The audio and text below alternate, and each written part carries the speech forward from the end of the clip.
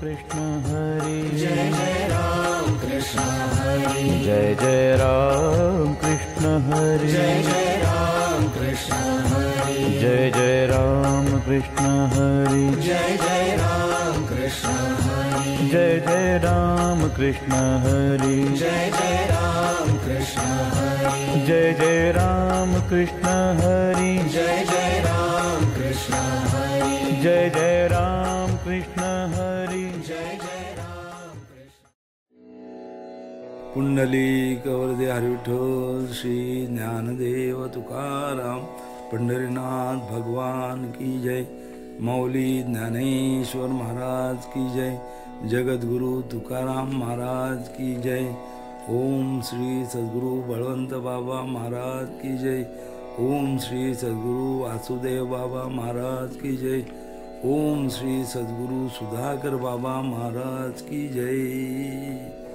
नमिला गणपती माऊली सारदा आता गुरुराया दंडवत गुरुराया चरणी मस्तक ठेविला आपुल्या स्तुतीला द्यावी मती गुरुराया तुझा ऐसा नाही सखा कृपा करून रंका धरी हाती तुका म्हणे माता पिता गुरु बंधू तुझी कृपा सिंधू पांडुरंगा गुरुराया चरणी मस्तक ठेविला आपुल्या स्तुतीला द्यावी मती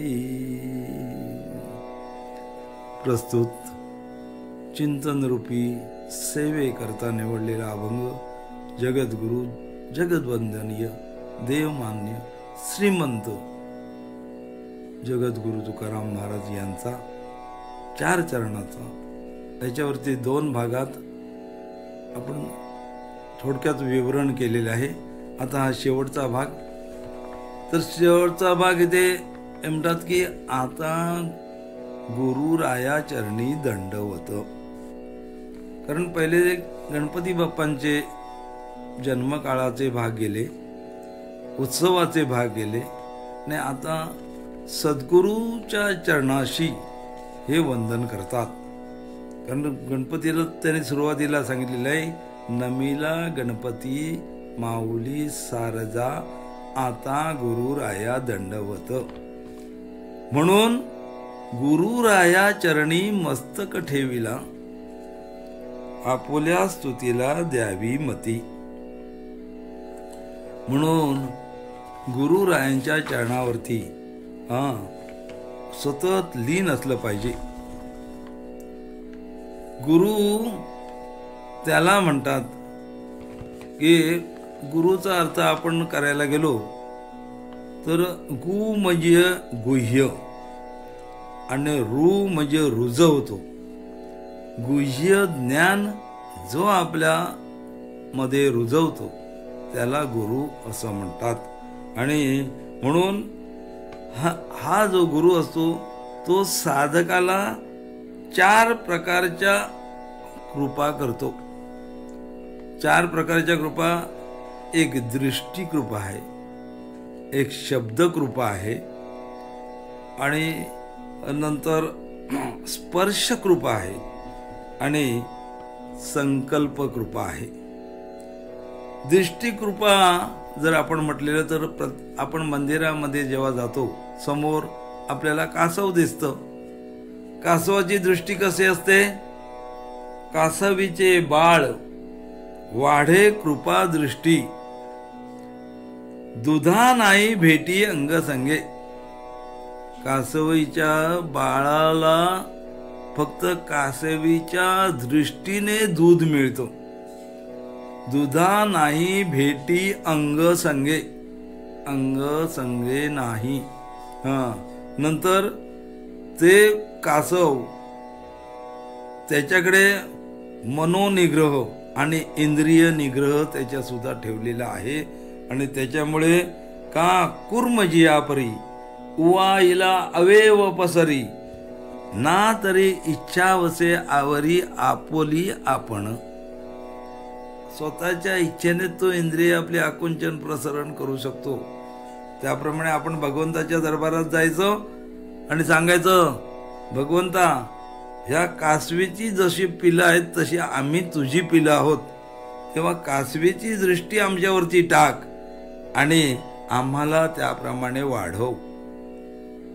हे दृष्टिकृपा. नंतर शब्दकृपा आहे. शब्दकृपा करताना काय कुठला शब्द वापरला? एकच शब्द इथे घेतलेला आहे.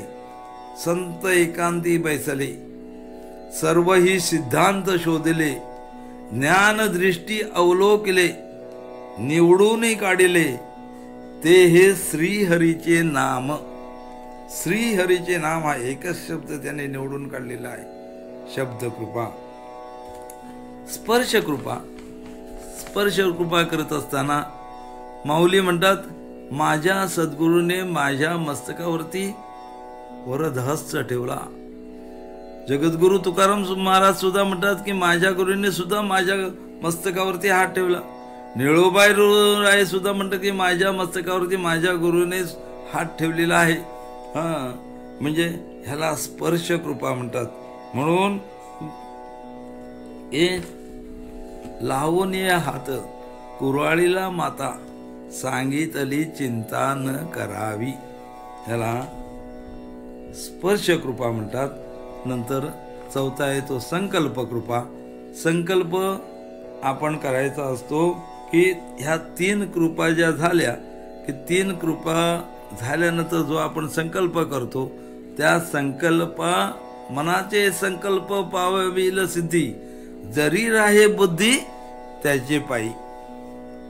त्याच्या पायाजवळ जर आपली बुद्धी राहिली तर आपल्या मनाचे संकल्प पूर्ण होतात. म्हणून गुरुने एकदा आपल्या मस्तकावरती हात ठेवला की ज्ञानाचा उपदेश केला की सगळ्या या कृपा आपोआप होतात. फक्त गुरुला सातत्याने आपण विनवणी केली पाहिजे की तुझी स्तुती करण्याकरता मला मती दे. आणि त्या मती देऊन असा सद्गुरू त्याच्यासाठी पुढे म्हणतात की गुरु राया तुझं ऐसा नाही सका, कृपा करुनी रंका धरी हाती. 3ऱ्या चरणामध्ये महाराज म्हणतात की जगाच्या पाठीवरती आपण प्रेम करतो. प्रेम त्याला म्हणतात की जिथं स्वार्थ नाही, जिथं अभिमान नाही, जिथं वासना नाही, जिथं भोग नाही, तिथं फक्त त्याग असतो आणि त्याला प्रेम म्हणतात. जिथं स्वार्थ आहे, जिथं अभिमान आहे, तिथं फक्त भोग होऊ शकतो, तिथं योग नाही किंवा त्याग नाही. आणि त्याच्यामुळं भोगी मनुष्य रोगी होऊ शकतो, पण तो त्यागी कधी होऊ शकणार नाही. म्हणून जर भगवंत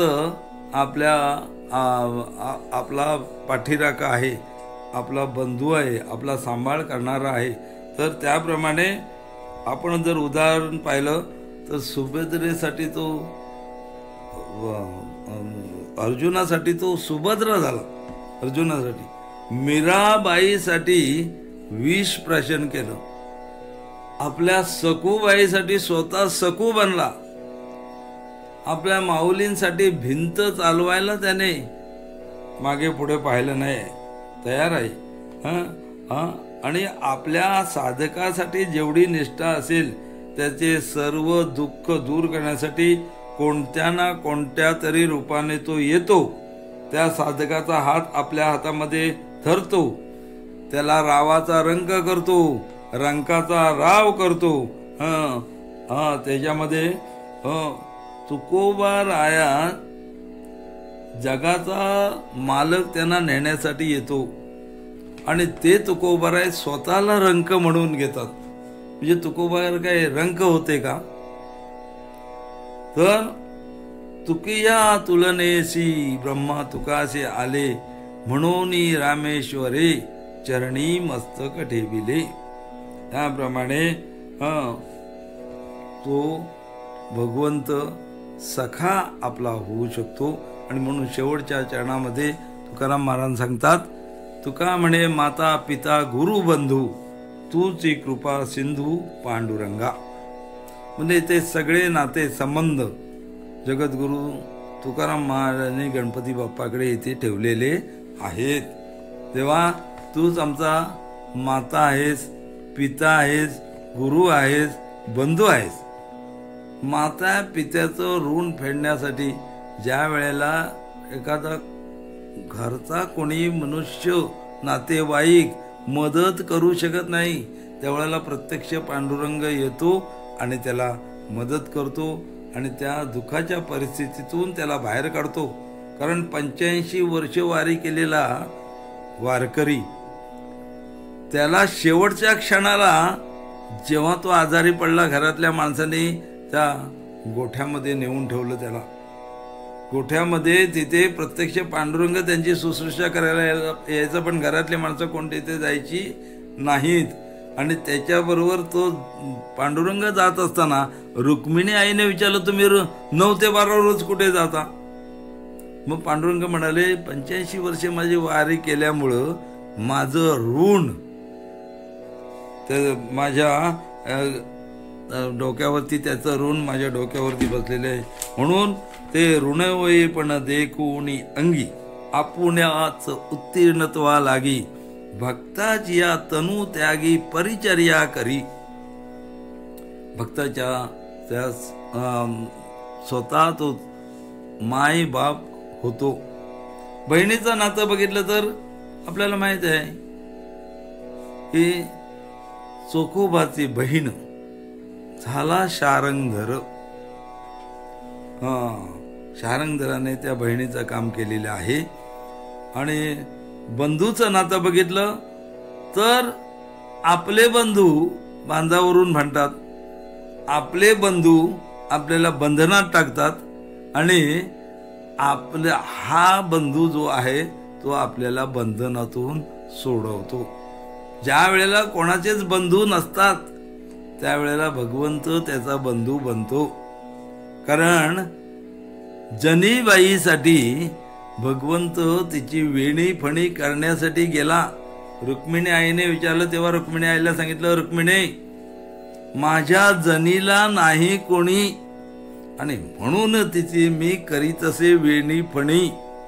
अशा प्रकारे अनाथाचा बंधू तो होतो आणि तोच कृपा सिंधू पांडुरंग, तोच गणपती बाप्पा मोरया. पुंडलिकावरती हरी विठ्ठल, राम कृष्ण हरी. पुंडलिक वरदे